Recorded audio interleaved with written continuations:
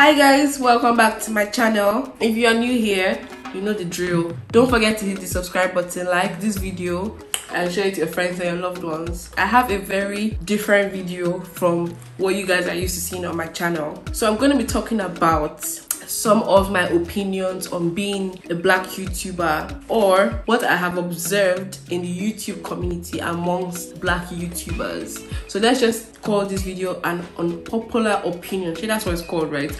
Unpopular opinion on being a black YouTuber.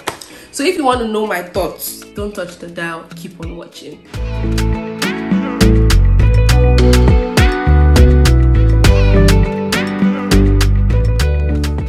Number one, YouTube is called YouTube for a reason. YouTube is basically for you to be yourself. But I have come to realize that there's this certain aura around YouTubers or amongst YouTubers. There's a certain vibe that one has to display to be considered a growing or popular YouTuber, whatever, or a YouTuber that is doing well. It's either you have to have the bad vibe, basically, you know, all those, you know, I don't even know how to do it because that's just not who I am. A lot of people have this aura, and it's almost as if like if you do not have this aura or vibe, then you're not popping or you don't know what's up. And I feel like even some older black YouTubers have been victims of this because I know that their personalities do not show this aspect, and it's almost as if that's the reason why people are not watching their videos or they're not popping, or like people don't just, you know, view their channel as much as before. I just feel like being who you're not is just very exhausting. Just be yourself. Like,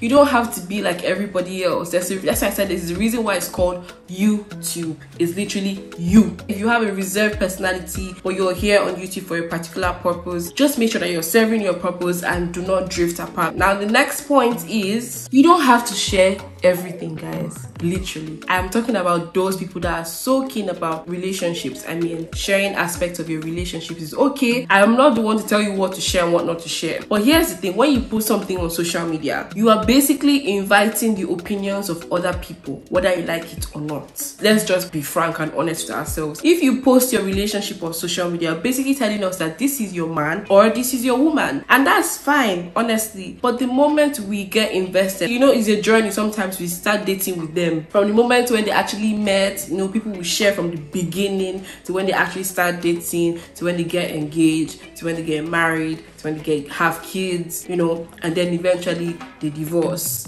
And then when it's time for the divorce, they tell us, oh, please allow us to, you know, mourn or deal with our issues privately.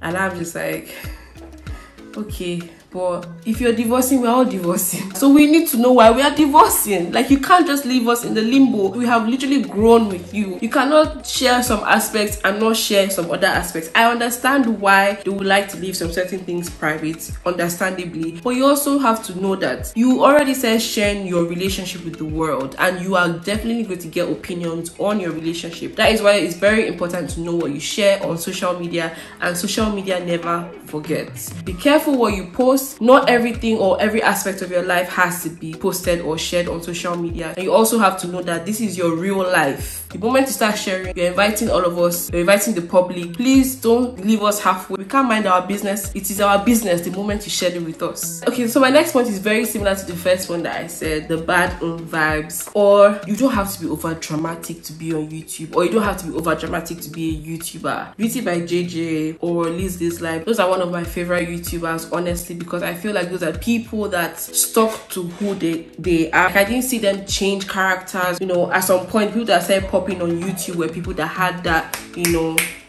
Instagram baddie vibes, and they are Instagram baddies, but it's just not that kind of Instagram baddie, if you get what I'm saying. They're not over dramatic, they're just reserved. That's just their personality, and of course they're probably also playful. I'm just of the opinion that you don't have to have an over dramatic personality to be on YouTube. You do not have to look rich, or you don't have to be rich to be a YouTuber. Nowadays, it may seem as though to be a YouTuber you must have some certain aesthetics, or basically have most of the trending items, you know, just to be among the popping YouTubers. No, you don't have to be rich. You don't have to have all the trending items as a YouTuber. You don't have to look rich. Just be who you are. I understand the aesthetics when it comes to like housing and like, you know, your studio or whatever is good for visuals. That's not what I'm talking about. I'm referring to those people that want to have all the trending clothing, bags, shoes, just to appear rich when you know fully well that this thing is sapping your account. Like, it's not really what it is. My dear sisters and brothers, you do not need to look rich to be a YouTuber. Live your life according to how it is. You are not deceiving anybody, you are deceiving yourself. So if you feel like all you want to be doing is flying up and down, taking pictures in front of private jets, just because you feel like as a YouTuber you should look like this, to create that facade that yeah, you're a baller, my dear, it's not that deep. Well, sure, just don't deceive yourself. You can decide to deceive the public, but don't deceive yourself. As a YouTuber, I feel like it's okay to have healthy competition. I feel like there's enough space for everybody to bloom. One thing I have noticed amongst some YouTubers, the moment you get into cliques or groups, there's always going to be drama, and I don't see the reason why. Is it competition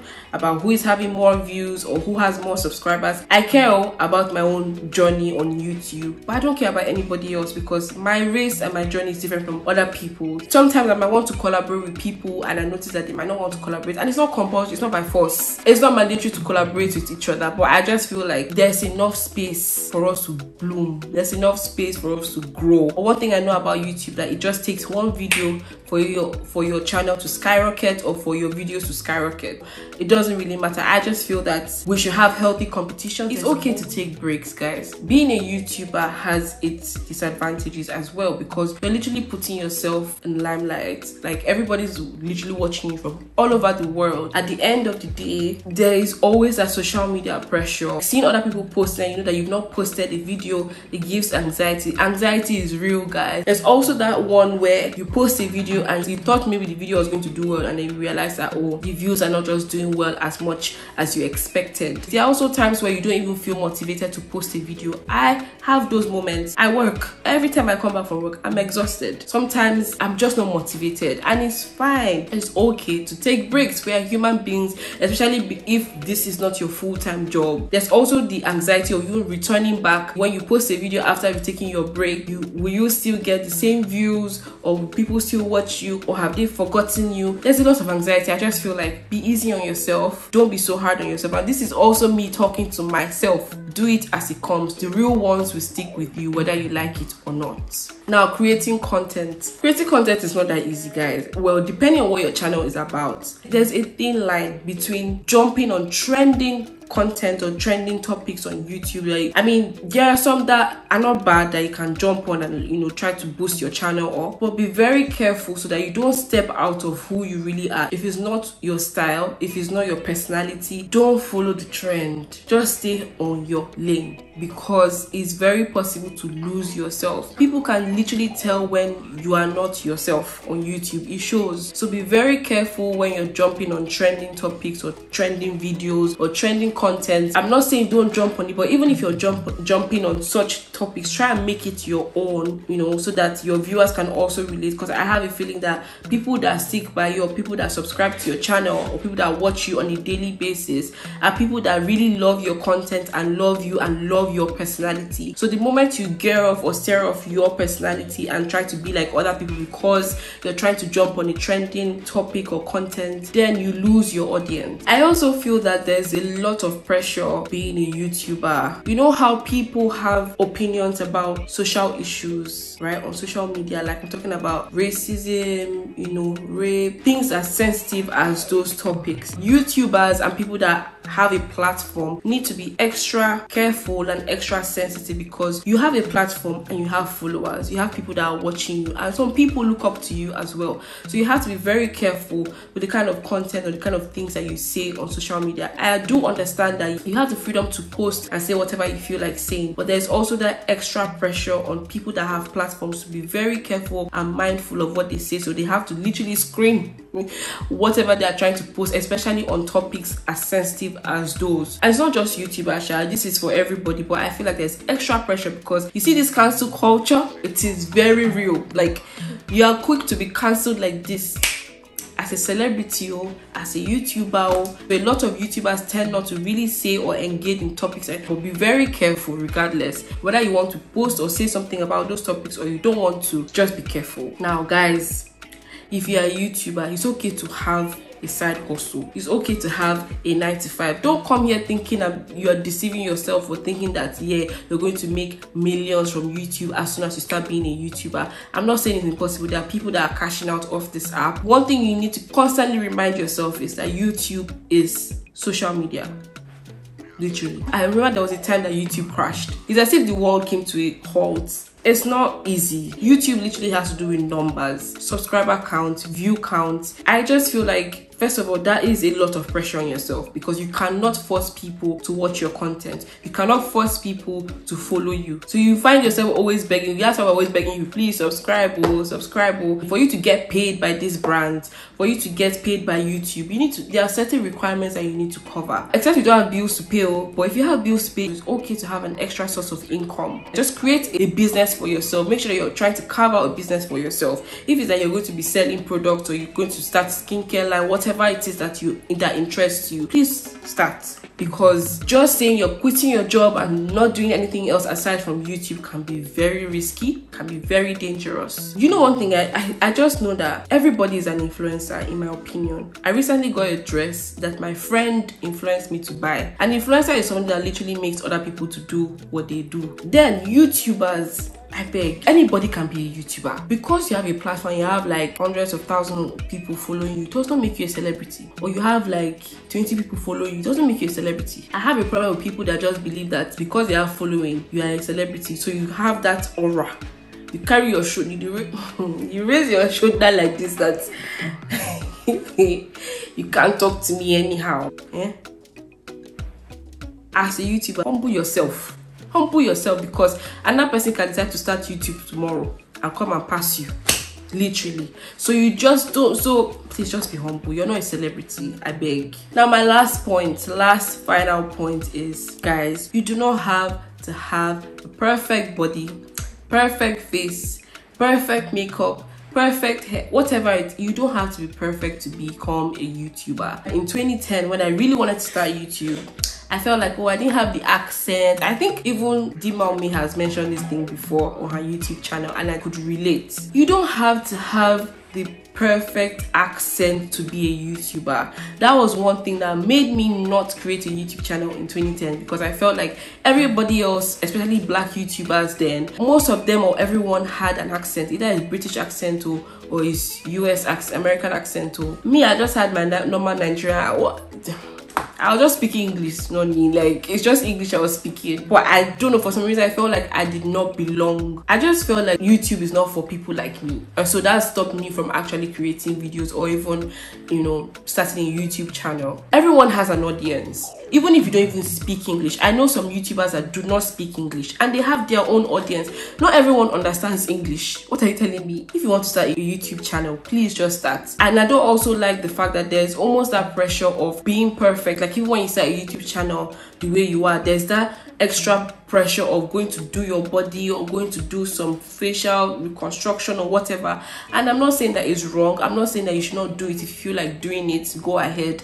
But don't make the pressure keep pushing you to do things to yourself that you might not be able to change again. Because let me tell you, when it comes to beauty standards in the society, it constantly changes and evolves. Literally, it constantly changes and evolves. There was a time where slim thick wasn't a thing. There was a time where plus size people were not recognized. So now everybody needs to have ass and boobs and flat stomach, literally, and that's what everybody's changing their bodies to. So imagine if the status quo, or imagine if the societal beauty standard changes again. What are you going to do? So just start how you are and don't feed into the pressure of having that perfect body, having that perfect accent, having that perfect face. Is so unnecessary. Like, you're unique. There's a reason why you're the way you are. There's a reason why you speak the way you speak. Nobody else speaks like you.